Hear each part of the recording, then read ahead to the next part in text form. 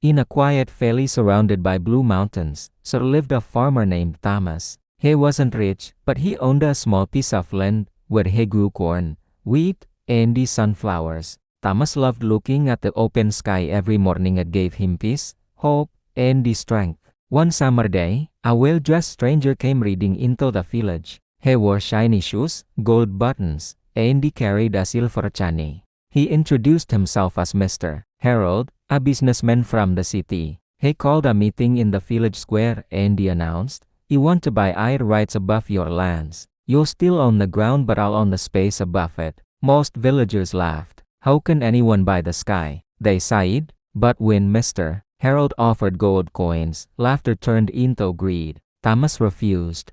"The sky belongs to everyone," he said calmly. "It gives rain, light, and the wine. You can't sell what keeps you as alive." The others mocked him. "You're a fool, Thomas. We'll be rich while you're still chasing clouds." So one by one, the villagers signed the deal. They sold the rights to their sky. Within weeks, Mr. Harold built tall iron towers across the valley. He hung giant banners that blocked the sunlight. He built wine machines to sell air for a price. Soon, the fields grew dry, the rivers shrank, and the village that once sang with birds fell silent. The villagers ran to Thomas for help. "You were right.